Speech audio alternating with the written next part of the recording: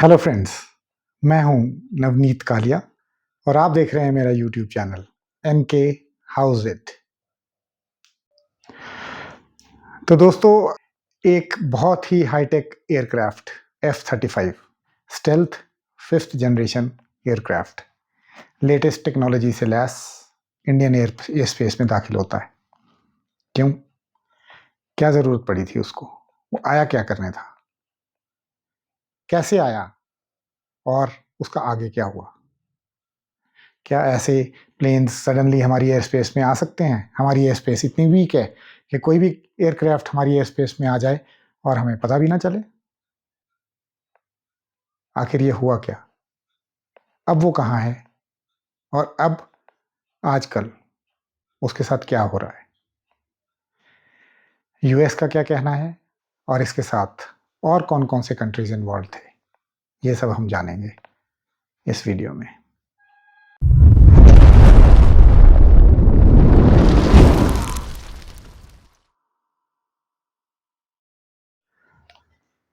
दोस्तों, 14 जून Indian air space में stealth aircraft enter करता है। एयरक्राफ्ट का जो पायलट है वो इंडियन अथॉरिटीज़ को कांटेक्ट करता है और बोलता है कि मेरे इसमें मैल फंक्शनिंग हो गई है और मुझे इमरजेंसी लैंडिंग करनी पड़ेगी।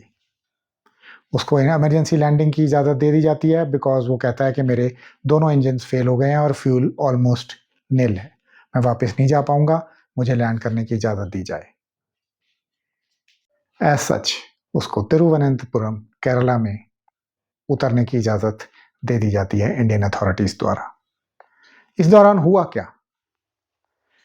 14 जून को आखिर क्या हुआ था कि पायलट सडनली हमें कांटेक्ट करता है और हमें एंटर अपने वहाँ पे लैंड करने की इजाज़त मांगता है। लैंड होने के बाद इसको इंडियन अथॉरिटीज़ ने पायलट को बोला कि इसको हैंगर में ले चलते हैं, वहाँ पे सेफली रहेगा, लेकिन पायलट रिफ्यूज़ कर देता है।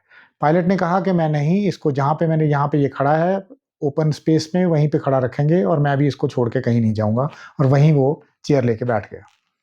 किसी को नज़दीक आने की इजाज़त नहीं दे रहा था और ना ही किसी को उस एयरक्राफ्ट को टच करने की इजाज़त दे रहा था। ये एक्चुअली बनाया यूएस ने था, लेकिन इस समय फ्लाइट मिशन पे ये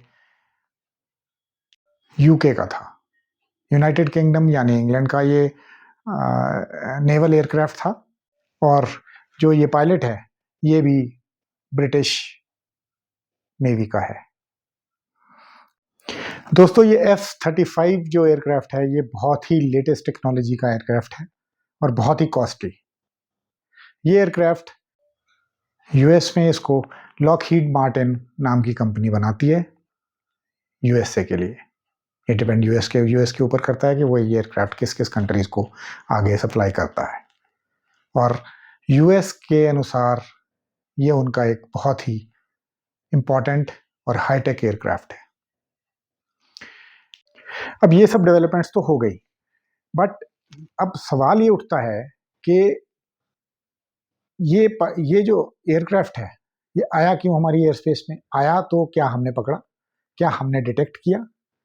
ये हुआ क्या एक्चुअली? इंडियन अथॉरिटीज़, इंडियन जो सिक्योरिटी एजेंसीज हैं वो भी इसको लाइटली नहीं ले रही थी और इस इशू को, और अल्टीमेटली क्या हुआ कि उन्होंने लैंड करने की इजाज़त दे दी। बाद में और इन्वेस्टिगेशंस करने के लिए उन्होंने अपना प्लान बनाया। एयरक्राफ्ट वहीं पे खड़ा रहा और बिहाइंड द सीन इसके बारे में इन्वेस्टिगेशंस चलती रही। इन्वेस्टिगेशंस में जैसे जैसे इन्वेस्टिगेशंस की परतें खुलती चली गईं, इसमें एक बहुत ही सेंसिटिव इश्यूज सामने आने लगे। यूएसए भी बौखला गया, ब्रिटेन भी बौखला गया। बौखलाए क्यों? क्योंकि उन्होंने जो क्लेम किया था कि ये एयरक्राफ्ट में फ्यूल खत्म है, इसके इंजन फेल हो चुके हैं, वो ऐसा कुछ भी नहीं पाया गया। इनिशियल इन्वेस्टिगेशंस में ही ये चीज़ें तो क्लियर हो गई। फ्यूल टैंक अभी काफ़ी, उसमें 35% के करीब फ्यूल था और इजीली वो अपने वापस एयरक्राफ्ट कैरियर तक जा सकता था, बट नहीं गया। सेकंड, इंजन उसके इंटैक्ट थे, बिल्कुल ठीक थे। तो इनिशियल इन्वेस्टिगेशन में ही इस बात सामने आ गई कि ये सब, इससे आगे भी बहुत कुछ है इस एयरक्राफ्ट के बारे में जो कि इन्वेस्टिगेट करना बहुत ज़रूरी है इंडियन सिक्योरिटी एजेंसीज को।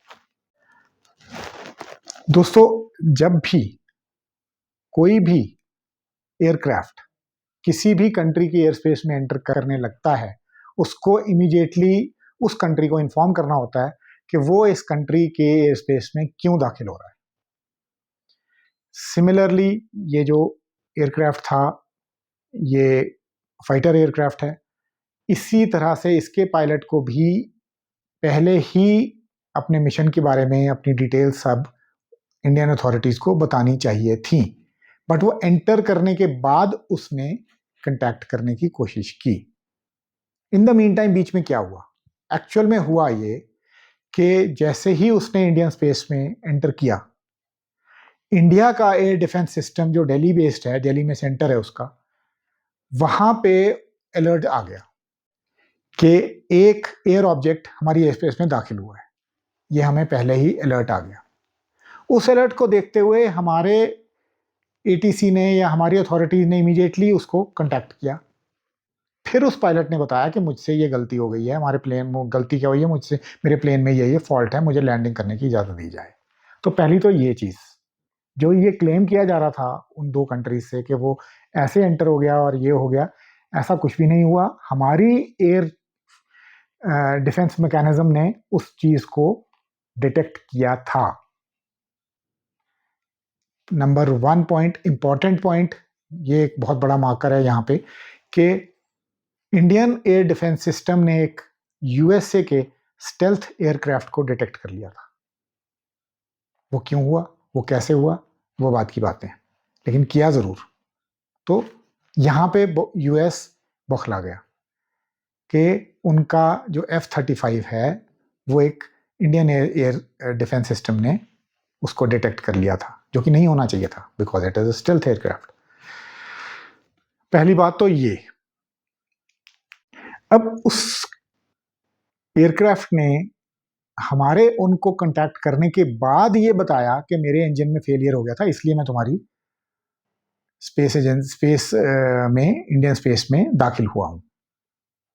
तो अब इसी पे ही पहली बात तो ये है कि इसी पे ही हमारी शक की सुई उन कंट्रीज के ऊपर चली जाती है, may be Britain, may be USA, कि उनका कोई सीक्रेट मिशन होगा जो उन्होंने हमें पहले नहीं इन्फॉर्म किया, और बाद में जब हमने उनको कांटेक्ट किया तब उन्होंने ये चीज़ हमें बताने लगे कि इसमें ये फॉल्ट है, और वो फॉल्ट्स भी बाद में नहीं निकल के आई, जैसा फ्यूल वाली बात और इंजन फेलियर वाली बात। तो इससे ये क्लियर हो गया, शक को क्लियर हो गया कि उनका कोई स्पेशल मिशन था उस एयरक्राफ्ट का जो वो करना चाह रहे थे। ये इशू इंडिया के लिए बहुत ही सीरियस और बड़ा सॉवरेनिटी इशू बनता है। अब इंडियन गवर्नमेंट ने ये सोच लिया कि जो भी हो, हम अपनी सॉवरेनिटी के अगेंस्ट कोई भी बात होने नहीं देंगे, भले वो यूएसए ही क्यों ना हो या ग्रेट ब्रिटेन ही क्यों ना हो। अब इंडिया ने अपना स्टैंड आहिस्ता आहिस्ता स्ट्रिक्ट करना शुरू कर दिया। इनिशियली अगर आप ये मान के चलते इंजन फेलियर हो गया या कुछ हो गया, लीनियंट व्यू भी हो सकता था, लेकिन आहिस्ता आहिस्ता आहिस्ता आहिस्ता इन स्टेज पे पहुंचते पहुंचते इंडियन गवर्नमेंट को लगने लगा कि अगर ये हमारी सॉवरेनिटी की बात है तो हम इस पे कोई भी कॉम्प्रोमाइज़ नहीं करेंगे, और उन कंट्रीज़ के साथ हम इस मामले को सीरियसली टेकअप करेंगे। तो यहाँ तक तो ये बात हो गई। जैसे ही ये प्लेन लैंड हुआ, उसके 3 घंटे के अंदर दिल्ली में बहुत बड़ी हलचल शुरू हो गई। पीएम ऑफिस से लैंडिंग के बाद इमीडिएटली बाद एक मैसेज आता है हमारी सिक्योरिटी एजेंसीज को कि ये हमारी इंटीग्रिटी के ऊपर अटैक हुआ है और इसको सीरियसली लिया जाए। दिल्ली में एक इम्पॉर्टेंट मीटिंग हुई गवर्नमेंट की, और उसमें एक टीम बना दी गई अंडर एनएसए मिस्टर डोभाल।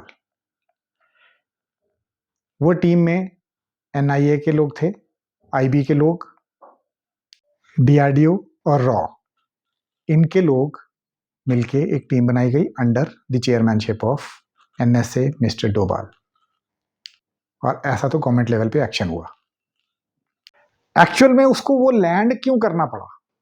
ठीक है, हमने डिटेक्ट कर लिया, वो हमारी एयर स्पेस में आ गया, वहीं से वो वापस भी जा सकता था कि गलती से आ गया जी, मैं वापस चला जाता हूँ।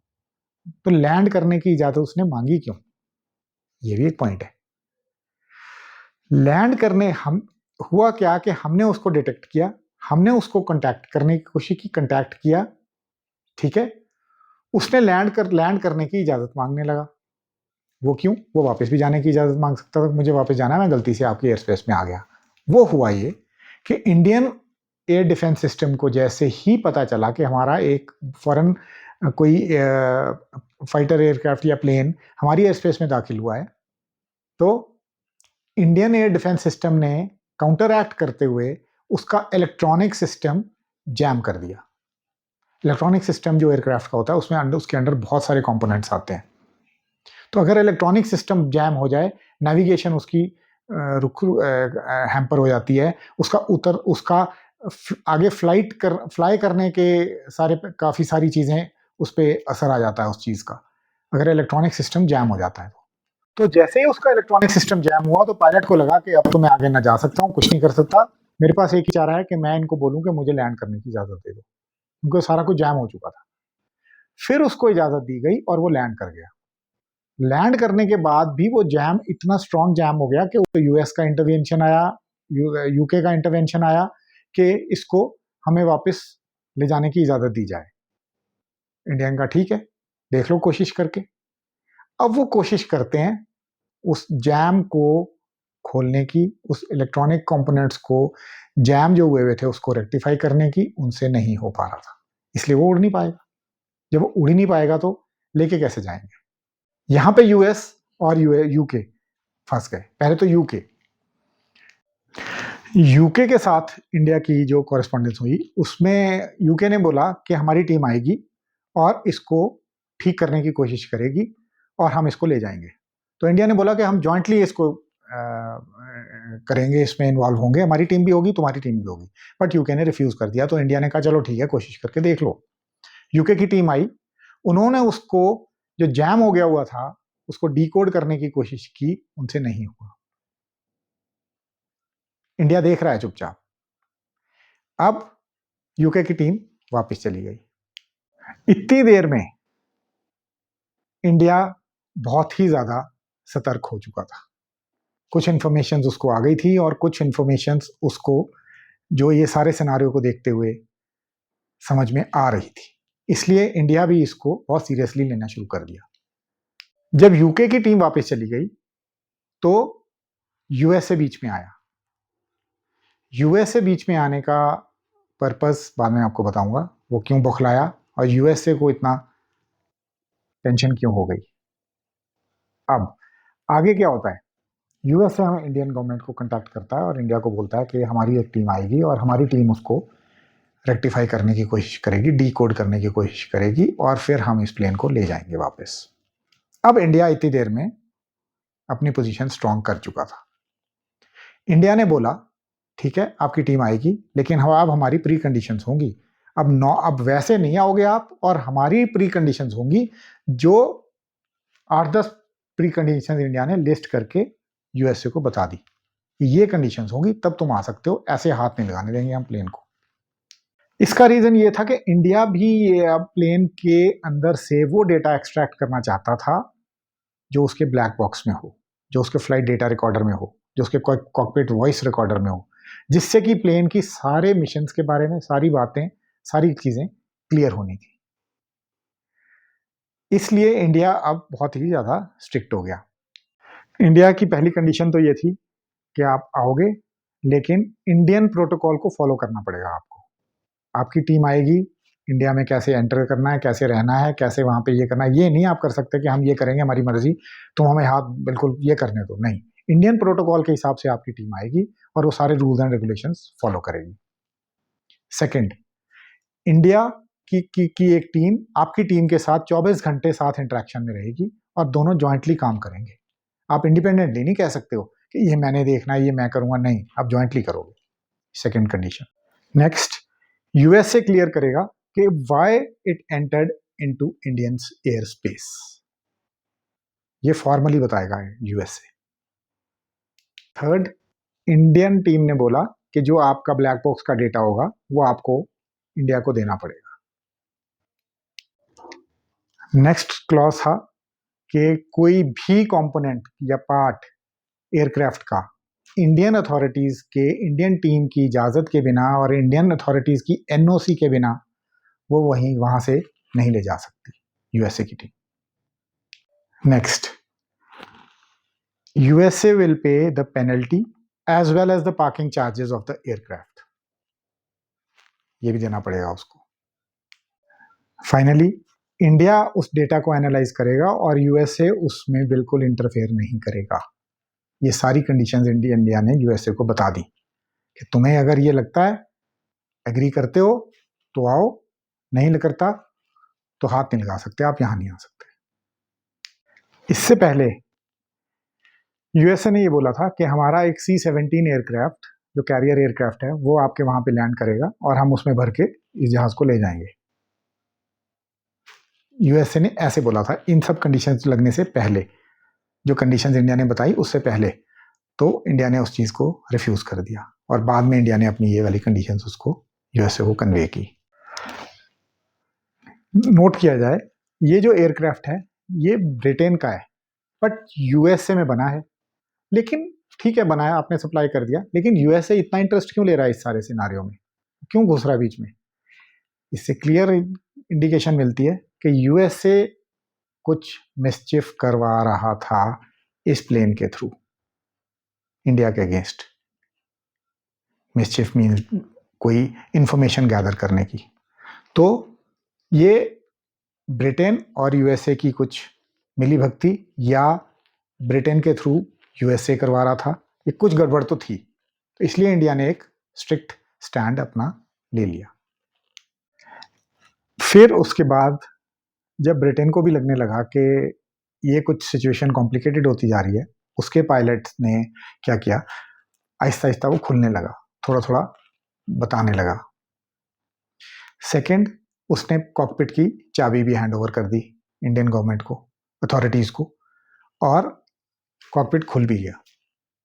अब रहा था कि बस उसके कंपोनेंट्स को डिसमेंटल करना था और उसकी चिप्स को खोलना था, उसके जो मशीनरी है उसको खोल के उसमें से अंदर से जो सीक्रेट मिशन के जो डॉक्यूमेंट्स या डेटा था वो रिट्रीव करना था। अब ये काम शुरू होना था, यहां तक तो ये हो गया।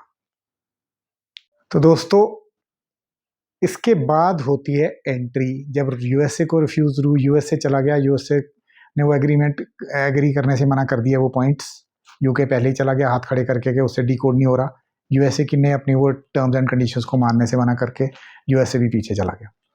अब होती है एंट्री रशिया की। रशिया जो अब तक आराम से बैठा ये सब कुछ देख रहा था और उसने टोटली सब कुछ इंडियन गवर्नमेंट पे और इंडिया पे छोड़ा हुआ था, अब उसकी एंट्री होती है। लेकिन उससे पहले थोड़ी सी एंट्री उसकी हो चुकी थी। जैसे ही ये प्लेन इंडियन एयर स्पेस में आया था, उसके बाद इंडिया से जो बातचीत हुई, उसके बीच में रशिया से एक इंफॉर्मेशन इंडियन अथॉरिटीज के पास आई कि एक सीक्रेट मॉड्यूल उसमें एक्टिवेट हुआ है और इंडियन सैटेलाइट्स को कनेक्ट करने की कोशिश कर रहा था उधर से डेटा को चुराने के लिए। इंडियन सिक्योरिटी एजेंसीज की इसके बाद कान खड़े हो गए और इसके बाद इसमें सारे एजेंसीज सीरियसली इन्वॉल्व होती चली गई। अब क्या हुआ आज की, उसके बाद ये सब कुछ होने के बाद यूएसए की टीम के वापस, यूएसए का रिफ्यूजल के बाद इंडिया और रशिया के बीच में बातचीत हुई और उस प्लान के अनुसार रशियन टीम इंडिया आई, जिसमें उनके इंजीनियर्स, R&D के ऑफिशियल्स, सर्वेलेंस के ऑफिशियल्स, ये सारी टीम एक रशिया से इंडिया आई और इंडियन टीम के साथ मिलके इस प्लेन के ऊपर काम करना शुरू कर दिया। रशिया से हैवी मशीनरी भी आई। उस मशीनरी का ये काम था उस प्लेन को डिसमेंटल करना, क्योंकि रशिया के पास वैसे ही 5th जनरेशन की टेक्नोलॉजी है, तो रशिया को पता है कि इसको कैसे और कहाँ कहाँ पे क्या क्या पार्ट्स इसमें होते हैं और किस टाइप के पार्ट्स कहाँ लगे होते हैं। तो उससे भी रशिया की काफ़ी हेल्प हुई इंडिया को, और रशिया ने और इंडियन फ्रेंडशिप ने इसमें बहुत बड़ा रोल प्ले किया और वो हैवी मशीनरी भी आई। उस हैवी मशीनरी के थ्रू इस प्लेन को डिसमेंटलिंग की प्रोसेस शुरू कर दिया गया और उसके डेटा को डिकोड करने का भी काम शुरू कर दिया। अब ये दोनों कंट्रीज हैंड इन हैंड ये दोनों इस मिशन पे काम करने में जुट गए। सबसे इंपॉर्टेंट बात, जब ये बीच में ड्यूरिंग द प्रोसेस रशिया और इंडिया जब इसको डिसमेंटल कर रहे थे, आहिस्ता आहिस्ता चलता रहा ये प्रोसेस, एक सीक्रेट चिप Z9 मॉड्यूल वो इसके अंदर पाया गया। अब जब फिजिकली उसको डिसमेंटलिंग का प्रोसेस चल रहा है तो उस प्रोसेस में वो वाली चिप भी इन अथॉरिटीज को मिल गई है। दैट मीन्स ये सारा जो ब्रिटेन और यूएसए का रचा हुआ खेल था ये ओपन हो गया। उनका एक प्लेन सीक्रेट मिशन पे था और स्पाई मिशन पे था, ये तो बात क्लियर हो गई। डिसमेंटलिंग टीम अब दोनों रशियन और इंडियन मिलके डिसमेंटल स्टेप बाय स्टेप बड़े ध्यान से इस चीज का बोल्ट बाय बोल्ट इसको खोल रहे हैं। इस प्रोसेस में रोबोटिक आर्म्स, माइक्रो स्कैनर्स और सारे इक्विपमेंट यूज किया जा रहा है। डिकोडिंग हो चुकी है और आहिस्ता आहिस्ता सारा प्रोसेस चल रहा है। जैसे जैसे ये डिसमेंटलिंग का प्रोसेस आगे बढ़ रहा है तो ये पता चल रहा है कि ये एयरक्राफ्ट सिर्फ एक फाइटर एयरक्राफ्ट जो कि एक नॉर्मल स्ट्राइक एयरक्राफ्ट होता है, सर्वेलेंस की उसमें चीज़ें कम होती हैं। ये एयरक्राफ्ट दोनों ही चीज़ों के लिए डिज़ाइन किया गया था, या बाद में या ओरिजिनली, ये बाद में पता चलेगा, लेकिन सर्वेलेंस का भी इसमें इक्विपमेंट पाया जा रहा है। दैट मीन्स कि ये इन्फॉर्मेशन गैदर भी करता है और स्ट्राइक भी करता है। तो इन्फॉर्मेशन गैदर करने का जो इसका जो एंगल है वो उसको बहुत ही डिटेल में स्टडी किया जा रहा है और बहुत सा ऐसा डेटा है, इन्फॉर्मेशन है जो कि इंडियन और इंडियन अथॉरिटीज़ को मिल भी गई है। ये डिसमेंटलिंग का काम अगर इंडिया अपने लेवल पे करता, अपने लेवल पे भी कर तो लेना था, उसमें 6-7 महीने भी लग सकते थे, ज़्यादा टाइम लग सकता था, बट रशिया की हेल्प से, क्योंकि रशिया को पता है, तो रशिया की हेल्प से और हैवी मशीनरी की वजह से वो 1-1.5 महीने में ये काम पूरा होने की उम्मीद है। तो ये एक तो जल्दी हो जाएगा और ढंग से भी हो जाएगा रशिया की हेल्प की वजह से। ब्लैक बॉक्स के 2 कंपोनेंट्स होते हैं, फ्लाइट डेटा रिकॉर्डर और cockpit voice recorder. Cockpit voice recorder जो होता है वो कॉकपिट में क्या क्या बातें हुई हैं पायलट की एटीसी के साथ वो सब रिकॉर्ड करता है, या अंदर बातें जो हुई होती हैं, और कॉकपिट वॉइस और जो डेटा रिकॉर्डर होता है वो प्लेन की सारी पैरामीटर्स को रिकॉर्ड करता है ड्यूरिंग द फ्लाइट। तो उससे बहुत सारी चीज़ें हमें क्लियर हो जाएंगी, काफ़ी चीज़ें बातें निकल के आएंगी। तो वो डेटा भी हमने रिट्रीव ऑलमोस्ट कर लिया है।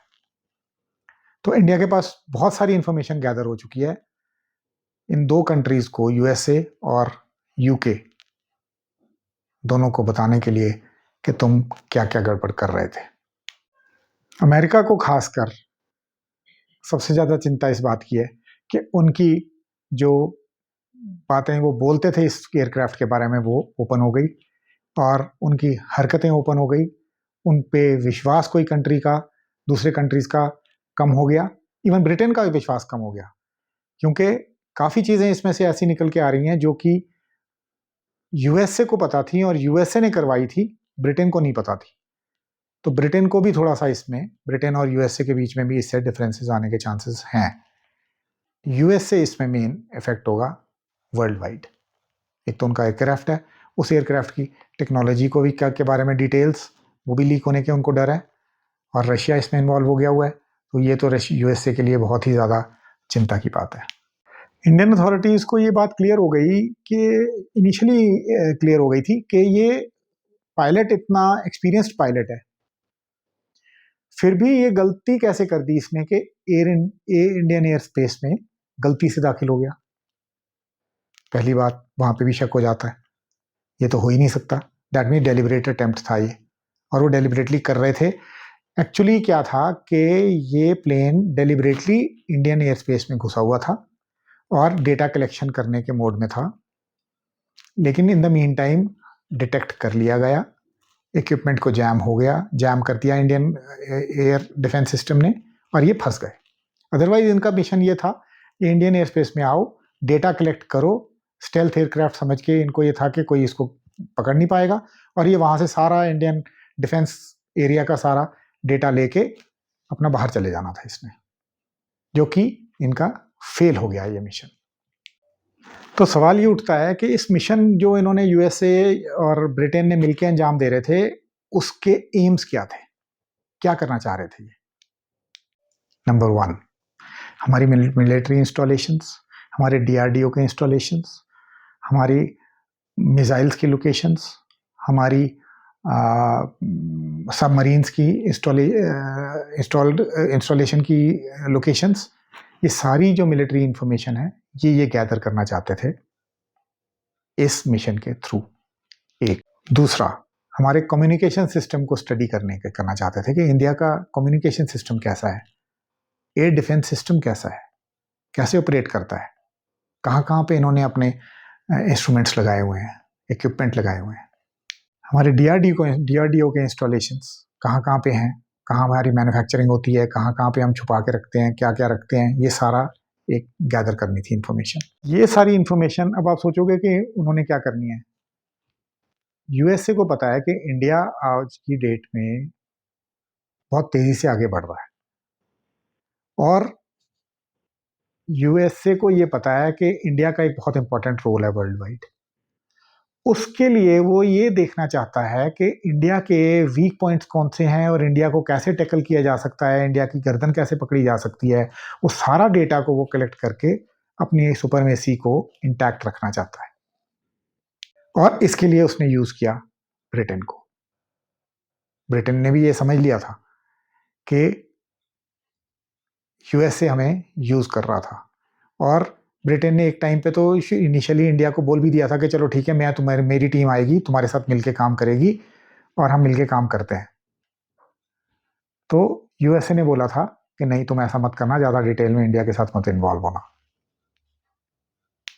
इस सारे सिनारियों के बाद यूएसए सबसे बड़ा नुकसान उठाएगा, उसकी क्रेडिबिलिटी खराब होगी, उसकी बात पे विश्वास करना लोग बंद कर देंगे, लोग मीन्स कंट्रीज, और डिफेंस इक्विपमेंट की रिलायबिलिटी, क्रेडिबिलिटी इफेक्ट होगी उसकी। ये बहुत बड़ा धक्का है यूएसए के लिए। अभी कॉकपिट वॉइस रिकॉर्डर और डिजिटल डेटा रिकॉर्डर जो सब कुछ रिवील करेंगे, उनकी इंफॉर्मेशन आनी बाकी है।